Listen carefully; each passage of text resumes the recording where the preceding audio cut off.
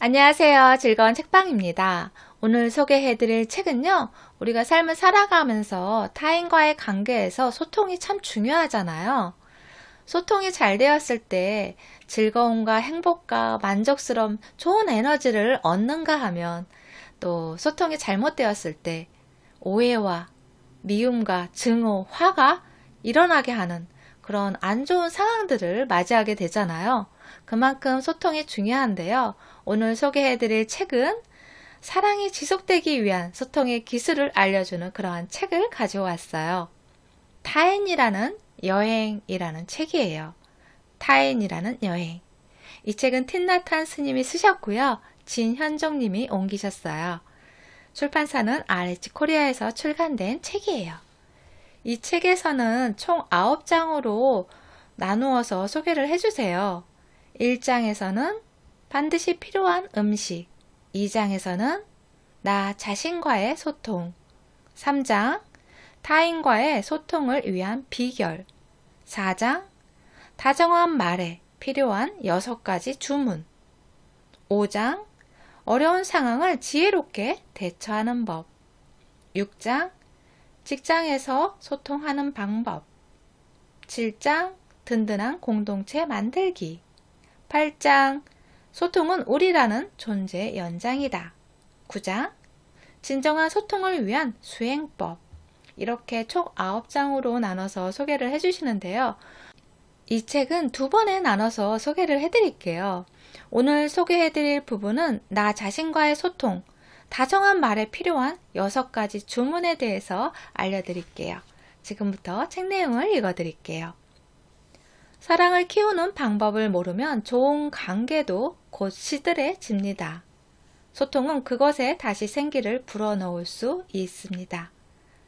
음식 없이 살아갈 수 있는 존재는 없습니다. 우리가 섭취하는 것은 다 우리에게 약이 되거나 독이 됩니다.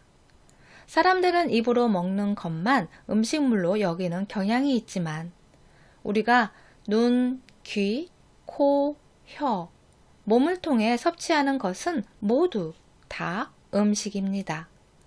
우리 주변에 오가는 대화, 그리고 우리가 직접 하는 대화 역시 음식입니다. 그런데 여러분은 건강과 성장에 도움이 되는 종류의 음식을 섭취하고 만들어내고 있나요? 우리가 한 말이 우리 자신은 물론 주변 사람들에게 힘이 된다면 그것은 사랑과 연민의 마음을 키우고 있는 것입니다. 반대로 불안과 화를 불러일으키는 식으로 말하고 행동한다면 그것은 폭력과 괴로움을 키우고 있는 것입니다. 우리는 주변에서 그리고 보고 있는 것들 가운데서 해로운 대화를 섭취하는 경우가 잦습니다. 여러분은 이해와 연민의 마음을 키워주는 대화를 섭취하고 있습니까? 그렇다면 그것은 좋은 음식입니다. 하지만 우리가 흔히 섭취하는 대화는 우리를 기분 나쁘게 하거나 불안하게 하고 남을 함부로 비판하며 남보다 낫다고 여기게 만드는 것들입니다. 그러면 양육과 섭취라는 면에서 우리의 의사소통을 곰곰이 생각해 봅시다. 인터넷은 섭취의 항목 가운데 하나로 그것은 유익하기도 하고 때로는 해롭기도 한 요소들로 가득 차 있습니다. 온라인에서 단지 몇 분 만에 많은 것을 섭취하기란 아주 쉬운 일입니다.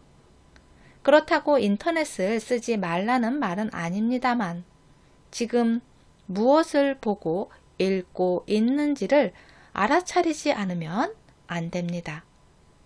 가끔은 읽고 쓰는 일을 해보세요. 의외로 힐링에 도움이 됩니다. 이해와 연민의 마음이 담긴 이메일이나 편지를 쓸 때에는 그렇게 하는 동안 스스로를 키우고 있는 것입니다. 그것이 그저 짧은 메모에 불과하더라도 진심이 담긴 글은 본인과 그것을 받을 사람 모두를 키울 수 있습니다. 어떤 소통이 유익하고 어떤 것이 해로운지 과연 어떻게 알 수 있을까요? 유념. 유념의 힘은 유익한 소통에 없어서는 안 되는 것입니다. 유념하려면 판단을 잠시 뒤로 미루고 호흡과 몸을 다시 한번 의식하고는 지금 자기 마음속에 있는 것과 주변에 있는 것에 완전히 주의를 기울여야 합니다. 이렇게 하면 방금 한 생각이 유익한지 아닌지, 그리고 인정 많은 것인지 못 인정한 것인지 알아차리는데 도움이 됩니다. 대화는 훌륭한 양육의 원천입니다. 우리 모두는 외로울 때면 누군가와 이야기를 나누고 싶어 합니다. 그런데 남과 대화를 할 때 그 사람이 한 말에 미움과 화, 그리고 실망과 같은 독소가 가득 차 있을 수도 있습니다. 이럴 때 그 사람의 말을 듣는 것은 그러한 독소를 섭취하는 것입니다. 그것은 독소를 몸과 마음속으로 불러들이는 짓입니다. 그래서 유념하면서 말하고 듣는 일이 아주 중요합니다. 해로운 대화는 특히 직장에서 피하기 어렵습니다. 그런 대화가 주변에서 오간다면 알아차려야 합니다. 이러한 종류의 괴로움을 겪지 않으려면 충분히 유념하면서 알아차려야 합니다. 연민의 힘으로 스스로를 보호해야만 그런 말을 들을 때 독소를 섭취하는 대신 더 많은 연민의 마음을 일으키게 되는 것입니다. 이런 식으로 듣게 되면 연민의 마음이 자기를 보호하고 상대방도 괴로움을 덜 겪게 됩니다. 우리는 자기가 한 생각과 말과 행동, 그리고 주변 사람과의 소통 속에 들어있는 그러한 것들을 흡수합니다. 그러한 과정이 섭취입니다. 그래서 무엇인가를 읽고 누군가의 말을 들을 때면 독소가 우리의 건강을 해쳐 본인을 비롯하여 상대방이 괴로움을 겪지 않도록 조심해야만 하는 것입니다. 다음에 읽어드릴 부분은 나 자신과의 소통에 있는 부분이에요. 자신과 소통하지 못하면 다른 사람과도 소통할 수 없습니다. 행복과 자유는 자기 자신과 소통할 때 누릴 수 있는 것입니다. 유념하면서 숨쉬는 일은 무념과 무건을 수행하는 한 가지 방법입니다. 생각하지 않고 말하지 않으면 지금 이 순간을 즐기는 일을 방해할 장애물은 없습니다. 숨을 마시고 내쉬는 것은 즐거운 일이며 앉고 걷고 아침 먹고 샤워하고 화장실 청소하고 채소밭에서 일하는 것도 즐거운 일입니다. 말하고 생각하기를 잠시 멈추고 유념하면서 자기 자신에게 귀 기울여 보면 눈에 띄게 달라진 한 가지 사실을 느낄 것입니다. 즐거움을 누릴 능력과 기회가 우리에게 더욱 많아졌다는 사실입니다. 생각하고 말하기를 멈추고 자기 자신에게 귀 기울이기 시작할 때 일어나는 나머지 한 가지는 삶에는 괴로움이 존재함을 알게 되는 것입니다. 몸이 긴장되어 있거나 아플 수도 있습니다. 우리에게는 오래된 고통이나 두려움 또는 새로운 고통이나 두려움이 있을지도 모르지만 그것들은 우리가 말하고 문자 보내고 생각하느라 숨겨져 있었던 것입니다. 우리는 유념을 통해 내면의 고통과 슬픔 그리고 두려움에 귀 기울일 수 있습니다. 어떤 괴로움이나 고통이 생겨나는 모습을 보게 되면 그것으로부터 도망치려 해서는 안 됩니다.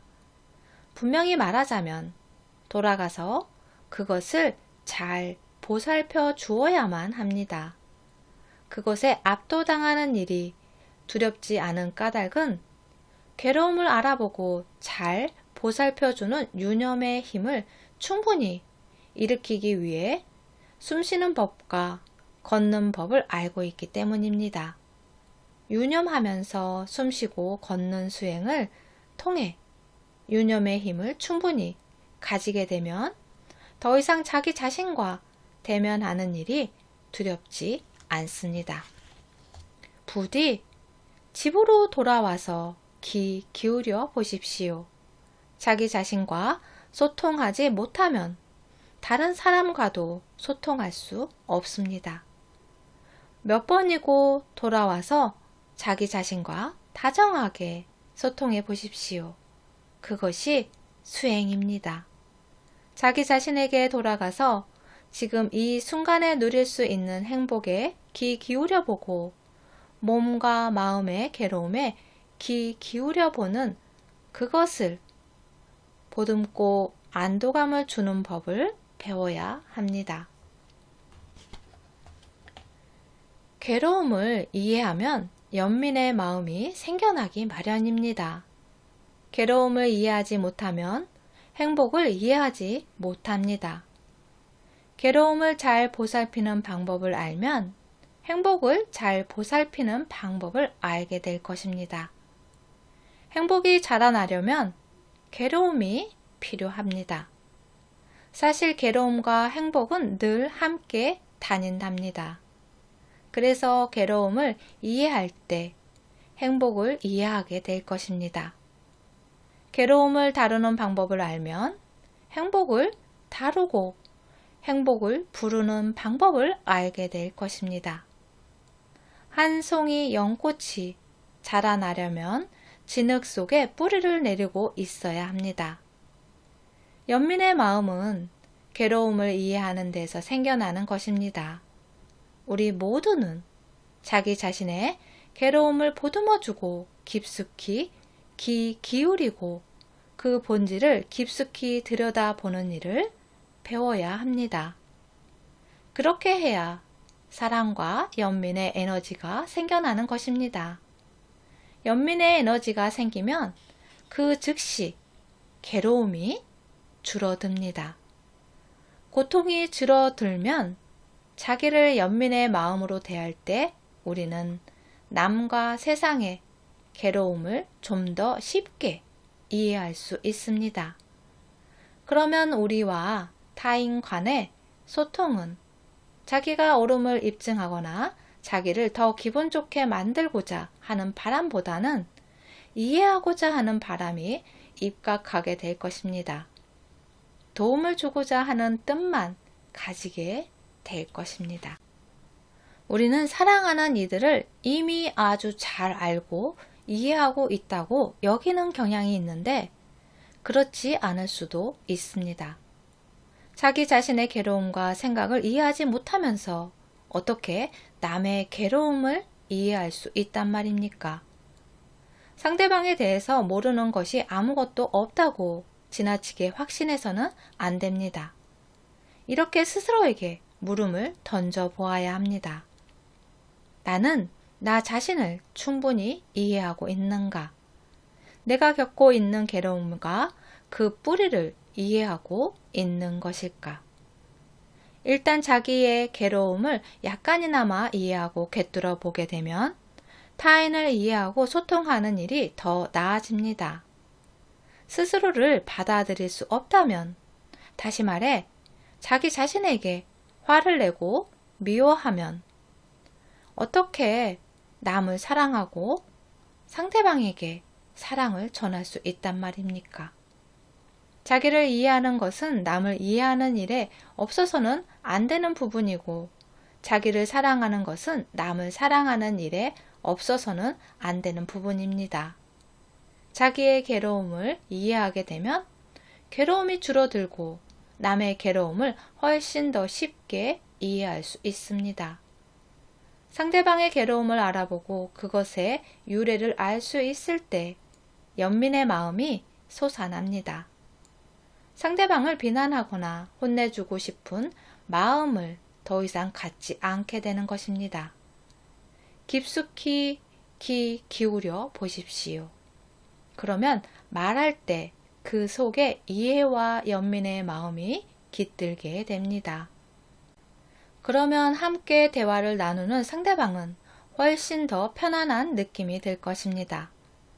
그것은 우리의 목소리에 이해와 사랑이 깃들어 있기 때문입니다. 자기 자신, 즉 집으로 돌아와서 자기의 괴로움과 그 뿌리를 이해하는 것이 첫 걸음입니다. 일단 자기의 괴로움과 그 유래를 알게 되면 남들과 소통할 때 그들의 괴로움 역시 줄여줄 수 있습니다. 우리의 인간관계는 각자가 자신의 어려움과 갈망 그리고 남들의 그것들을 이해하는 능력에 달려 있는 것입니다. 정말로 자기 자신에게 돌아오고 귀 기울일 수 있으면 삶의 매 순간마다 이로움을 얻을 수 있습니다. 모든 순간을 즐길 수 있는 것입니다. 유념하면서 숨쉬기를 통해 내면의 소통이 잘 이루어지면 비로소 자기 자신과 그 안의 고통 그리고 자기의 행복을 이해할 수 있게 됩니다. 괴로움을 다루는 방식을 알고 있으면 동시에 행복을 부르는 방법도 알게 됩니다. 그러니까 당신이 정말로 행복하면 우리 모두가 당신이 누리는 행복을 통해 이로움을 얻게 되는 것입니다. 이 세상에는 행복한 사람들이 있어야 합니다. 다음에 읽어드릴 부분은 타인과의 소통을 위한 비결이라는 부분이에요. 타인과 소통을 이루거나 괴로움을 덜어내는 가장 좋은 방법은 깊숙이 귀 기울이고 자비롭게 말하는 것입니다. 깊숙이 귀 기울이기는 훌륭한 수행법입니다. 연민의 마음을 가지고 잠시 동안이라도 귀 기울일 수 있으면 상대방의 괴로움을 훨씬 많이 줄여줄 수 있습니다. 연민의 마음에 유념하는 수행을 하지 않으면 오랫동안 귀 기울일 수가 없습니다. 연민의 마음에 유념한다는 것은 오직 한 가지 의도, 즉 상대방의 괴로움을 줄여주려는 생각을 가지고 귀 기울인다는 뜻입니다. 의도가 순수하다고 해도 우선 자기 자신에게 귀 기울이는 수행을 해본 적이 없고 또 연민의 마음에 유념하는 수행을 하지 않으면 귀 기울이는 능력을 아마도 좀 빨리 잃게 될 것입니다. 상대방의 틀린 생각, 냉소, 비난, 그리고 저주로 가득 찬 말을 할 수도 있습니다. 유념하는 수행을 하지 않으면 그런 말들은 우리 안에 숨어 있는 짜증, 비난, 그리고 화를 폭발시킬 것이고 우리는 정답게 귀 기울이는 능력을 잃고 말 것입니다. 짜증이나 화가 나면 귀 기울이는 능력을 잃게 됩니다. 그렇기 때문에 귀 기울이고 있는 동안 처음부터 끝까지 연민의 마음이 가슴 속에 머물러 있도록 수행을 하지 않으면 안 되는 것입니다. 연민의 마음이 계속 살아 있도록 지킬 수 있으면 가슴 속에 있는 화와 비난의 씨앗이 물을 공급받아 싹을 틔우는 일은 없을 것입니다. 상대방에게 귀 기울일 수 있으려면 우선 스스로를 길들이지 않으면 안 됩니다. 우리는 상대방의 괴로움을 보고 이해할 시간을 가져야만 합니다. 준비되어 있어야 하는 것입니다. 깊숙이 귀 기울이기는 오로지 한 가지 목적만 있습니다. 그것은 남들의 괴로움을 줄여주는 것입니다. 설사 그 사람이 틀린 말을 하고 빈정거리거나 비난한다고 해도 힘이 닿는 한 계속해서 정답게 귀 기울여 보십시오. 잊지 않기 위해서 이렇게 혼잣말을 해보고 싶을지도 모르겠습니다. 나는 오로지 한 가지 목적을 가지고 이 사람에게 귀 기울이고 있어. 그것은 바로 이 사람에게 괴로움을 줄일 수 있는 기회를 주는 거야. 깊숙이 귀 기울이기의 한 가지 목적이 우리의 마음속에 계속 살아있도록 만들어야 합니다. 이때 연민의 에너지가 함께 하면 안전합니다. 설사 상대방이 하는 말이 틀린 생각, 냉소, 화, 저주, 그리고 비난과 같은 것이 많이 들어있다 해도 우리는 정말로 안전합니다. 상대방의 말이 편견과 오해에 근거한 것일 수도 있다는 사실을 잊지 말아야 합니다. 우리는 그 사람이 자기 생각을 바로 잡을 수 있도록 약간의 정보를 제공하는 기회를 지금이 아니라 나중에 가져야 합니다. 지금은 오로지 귀 기울일 시간입니다. 우리는 상대방이 괴로움을 겪고 있다는 사실을 알고 있습니다. 자기 내면의 괴로움을 다루는 방법을 모르면 우리는 계속해서 괴롭고 주변의 사람들을 괴롭게 만듭니다. 남들이 자신의 괴로움을 다루는 방법을 모르면 그들은 그것에 희생되고 맙니다.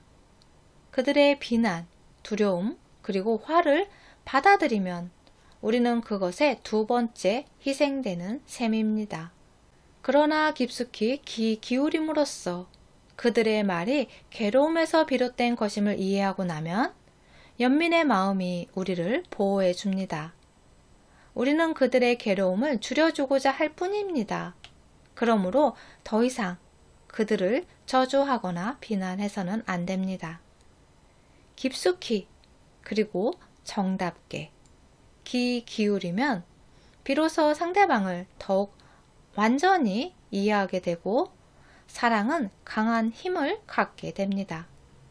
사랑의 토대는 이해인데 그것은 무엇보다도 먼저 괴로움을 이해한다는 뜻입니다. 우리 모두는 이해에 굶주려 있습니다. 정말로 누군가를 사랑해서 그 사람을 행복하게 해주고 싶으면 그 사람의 괴로움을 이해하지 않으면 안 됩니다. 그렇게 하면 사랑이 깊어져서 참된 사랑이 될 것입니다. 괴로움에 귀 기울이는 것은 이해와 사랑을 낳는데 없어서는 안 될 요소입니다. 저는 행복이란 이해하고 사랑하는 능력이라고 설명합니다. 왜냐하면 이해와 사랑이 없으면 행복할 수 없기 때문입니다. 우리는 충분히 이해하고 사랑하지 못하고 있습니다. 그렇기에 우리는 괴로움을 너무 많이 겪고 있는 것입니다. 행복은 우리가 갈망하고 있는 것입니다. 연민의 마음과 사랑은 이해에서 생겨납니다. 이해하지 못하면서 어떻게 사랑한다고 할 수 있단 말입니까? 아버지가 자기 아들의 괴로움과 어려움을 이해하지 못하면서 어떻게 아들을 사랑할 수 있을까요? 사랑하는 사람의 괴로움과 어려움을 조금도 알지 못하면서 어떻게 그 사람을 행복하게 해줄 수 있을까요? 필요하다면 먼저 다가가십시오. 그리고 이렇게 말하면 됩니다. 난 당신을 좀 더 이해하고 싶어요. 당신의 어려움과 괴로움을 이해하고 싶어요. 내가 당신에게 귀 기울이고 싶은 것은 당신을 사랑하고 싶기 때문이랍니다. 좀 더 깊숙이 들여다보는 시간을 가지면 그 사람에게 커다란 덩어리의 괴로움이 있음을 처음으로 알게 될지도 모릅니다. 어떤 사람은 괴로움이 없는 척 하기도 하지만 그것은 사실이 아닙니다. 우리가 정답게 귀 기울여 줄 수 있을 때 남들은 자기의 어려움을 털어놓을 기회를 갖게 됩니다. 무슨 관계이든 간에 우리는 상대방을 이해하고 있는지를 확인하고 싶어 합니다. 그것이 화목한 관계이고 소통이 잘 되면 행복합니다. 소통이 되고 조화를 이루면 서로 이해하고 있다는 뜻입니다. 우리가 하는 말은 음식물입니다. 우리는 자기 자신은 물론이고 상대방을 키워주는 말을 써야 합니다. 우리가 한 말이나 쓴 글은 오로지 이해와 연민의 마음을 실어 나르는 것이 되어야 합니다. 우리의 말은 상대방에게 확신과 정직함을 심어줄 수 있어야 합니다. 관대함은 다정한 말을 통해 훌륭하게 실천할 수 있습니다. 관대함을 실천하는 데는 한 푼도 쓸 필요가 없습니다. 불교에서는 다정한 말을 하는 또 하나의 방법을 바른 말, 즉 정어라고 합니다. 정어는 우리와 주변 사람들을 키워주는 것입니다. 다정한 말을 정어라고 부르는 까닭은 괴로움은 그릇된 말 때문에 생겨나기 때문입니다. 불친절하고 거짓되거나 난폭한 말은 괴로움을 자주 불러일으킵니다. 그릇된 말은 솔직하지 못하고 이해와 연민, 그리고 조화가 밑바닥에 깔려 있지 않은 말입니다. 메모나 편지를 쓰거나 전화로 말할 때 우리가 쓰는 글이나 하는 말은 식견과 이해, 그리고 연민의 마음을 실어 나르는 정어가 되어야만 합니다. 바른 말을 하면 몸과 마음의 느낌이 좋습니다. 그리고 그 말을 듣는 이도 기분이 좋습니다. 정어, 즉 연민, 관용, 그리고 용서의 말은 하루에 여러 번 할 수 있습니다. 그렇게 하는 데는 전혀 돈이 들지 않고 힐링에도 많은 도움이 됩니다. 다정하고 정직한 말은 사람들에게 기쁨과 평화를 듬뿍 가져다 줄 수 있습니다. 그러나 다정한 말을 하려면 연습이 필요한데 그것은 익숙하지 않기 때문입니다. 갈망과 불안감 그리고 화를 불러일으키는 말을 너무 많이 들으면 그런 식으로 말하는데 익숙해집니다. 정직하고 다정한 말은 몸에 배게 할 필요가 있습니다. 불교에는 10가지 보살행, 즉 십선이라고 부르는 수행법이 있습니다. 그 10가지 가운데 4가지가 바른 말과 관련이 있습니다. 여기서 보살이란 자기의 삶을 바쳐 모든 중생의 괴로움을 줄여주고자 하는 깨달은 존재입니다. 모름지기 깨달음은 무엇인가를 깨닫는 것입니다. 자기가 겪고 있는 괴로움의 본질과 뿌리를 이해하기 시작하면 그것은 일종의 깨달음이고 그렇게 되면 즉시 괴로움을 줄이는 데 도움이 됩니다. 자기 자신에 대하여 매우 비판적인 사람들이 있습니다. 그것은 자기의 괴로움을 이해하지 못했기 때문입니다. 자기 자신에게 보살이 되어주면 더 이상 자신이나 남을 탓하지 않게 됩니다. 보살은 친절하고 다정하게 말하고 연민의 마음을 가지고 귀 기울이는 사람입니다. 열심히 수행하면 누구나 보살이 될 수 있습니다. 그렇다고 해서 보살이 되려고 10년 동안 수행할 필요는 없습니다. 설사 단 5분이나 10분에 불과하다고 해도 하루에 약간의 시간을 내서 자리에 앉아 유념하면서 숨쉬고 자기 자신에게 귀 기울이는 수행을 해보십시오. 다음은 10가지 보살행 가운데 바른 말과 관련이 있는 4가지 사항입니다. 첫째, 진실을 말하라. 거짓말을 하거나 진실을 뒤집지 말라는 것입니다. 두 번째, 과장해서 말하지 말라. 꾸며대거나 부풀려 말하지 말라는 것입니다. 세 번째, 일관성을 지켜라. 2가지로 말하지 말라는 뜻입니다. 다시 말해 자기의 이익을 위해 속이려는 의도를 가지고 한 사람에게는 이렇게 말하고 다른 사람에게는 반대로 말해서는 안 된다는 것입니다. 네 번째, 온화한 말을 써라. 무례하거나 난폭한 말, 잔인한 말, 폭언 또는 비난하는 말을 하지 말라는 것입니다. 마지막으로 읽어드릴 부분은 다정한 말에 필요한 6가지 주문을 알려주세요. 그 6가지를 알려드릴게요. 첫 번째, 나는 당신을 위해 여기에 있습니다. 두 번째, 나는 당신이 함께 있음을 알기에 몹시 행복합니다. 세 번째, 나는 당신이 괴롭다는 것을 알고 있기에 당신을 위해 여기에 있습니다. 네 번째, 내가 괴로우니 제발 도와주세요. 다섯 번째, 지금이야말로 행복한 순간입니다. 여섯 번째, 일리 있는 말입니다. 이러한 주문의 말을 자주 연습해 보시고요. 생활하시면서 대화를 나눌 때 사용해 보시면 더 좋은 관계로 성장시키는데 도움이 되지 않을까 싶어요. 도움이 되셨나요? 구독과 좋아요도 부탁드릴게요. 지금까지 들어주셔서 감사합니다. 다음 시간에 또 만나요.